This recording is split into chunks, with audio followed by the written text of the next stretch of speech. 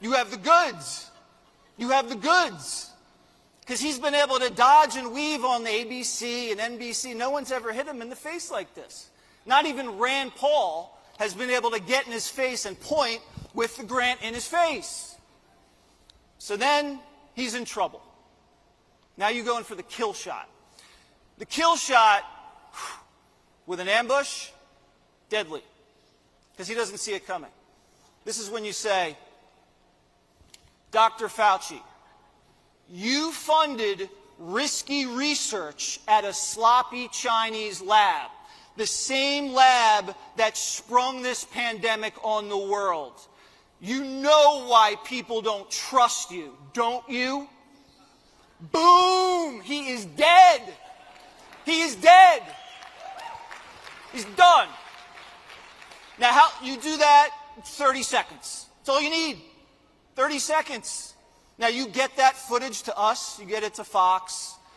You get it to Human Events. You get it to Breitbart. You get it to Daily Caller. You get it through the Turning Point pipeline.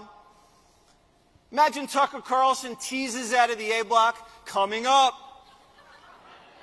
Brave college student confronts Lord Fauci at dinner. Exclusive footage. Right back. Get us that. That's what we want. That changes the whole conversation of the country. I've authorized it. Just make sure it's legal. Well, John, that's horrible. I mean, that just is such a reflection of the craziness that goes on in society. The only thing that I have ever done throughout these 2 years is to encourage people to practice good public health practices, to get vaccinated, to be careful in public settings, to wear a mask. And for that, you have some guy out there saying that people should be giving me a kill shot to ambush me. I mean, what kind of craziness is there in society these days? That's awful that he said that. And he's going to go very likely unaccountable.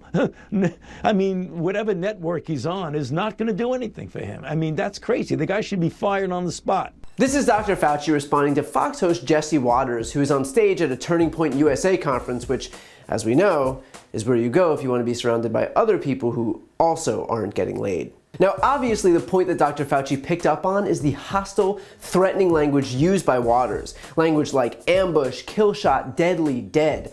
And of course, when called out, Fox played dumb and defended Waters, pretending that it's all about the context. They released a statement saying, quote, based on watching the full clip and reading the entire transcript, it's more than clear that Jesse Waters was using a metaphor for asking hard-hitting questions to Dr. Fauci about gain-of-function research, and his words have been completely twisted out of context. In other words, he wasn't talking about a literal kill shot, it's just a metaphor. He wasn't talking about a literal ambush, it's just a metaphor. He wasn't talking about being literally dead, it's just a metaphor. But maybe, if the intent isn't to actually encourage violence against someone, maybe you don't code the entire speech only with violent metaphors.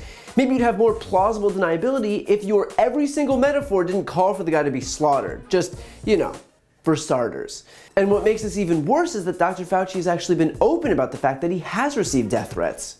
Getting death threats for me and my family and harassing my daughters to the point where I have to get security is just, I mean, it's amazing. I wouldn't have imagined in my wildest dreams that people who object to things that are pure public health principles are so set against it and don't like what you and I say, namely in the word of science, that they actually threaten you. I mean, that to me is just strange.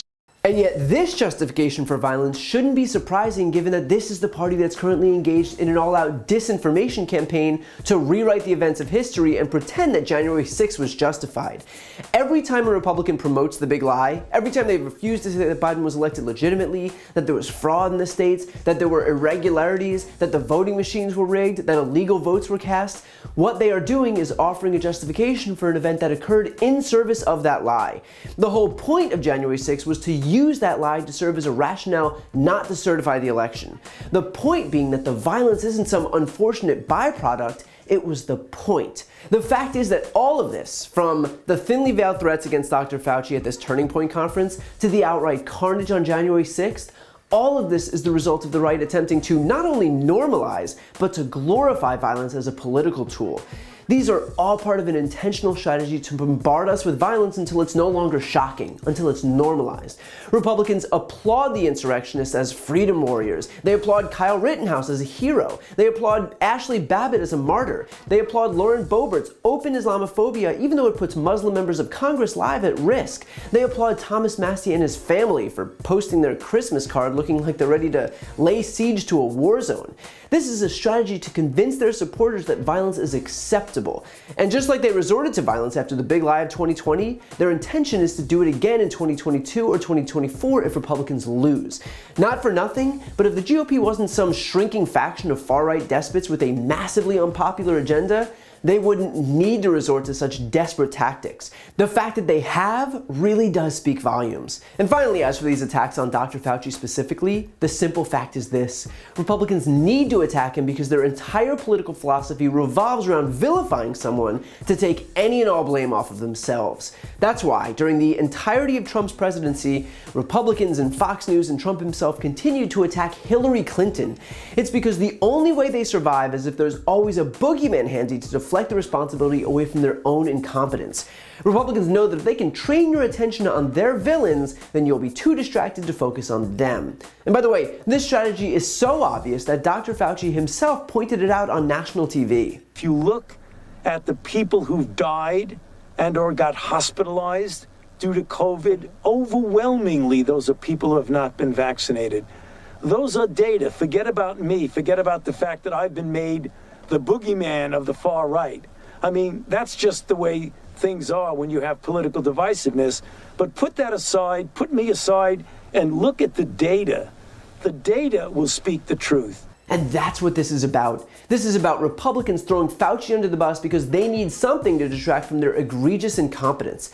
And so they home in on one person and they attack them over and over and over on every network, by every host, by every politician, by every pundit, until they've convinced their audience that, well, look how many people are blaming Fauci. That must be true. He must be to blame. It is a coordinated gaslighting campaign to destroy someone else to protect themselves. And what makes this all the more shameful is the fact that that person that they're blaming is actually helping them and their viewers. Remember, Fauci's the guy who helped find a cure for vasculitis. He's the guy who helped lead us through the AIDS epidemic in the 80s. He's the guy who got us through H1N1 and SARS and West Nile and Ebola and Zika and now through COVID, despite unfathomable opposition by an entire political party that is hell-bent on allowing it to spread.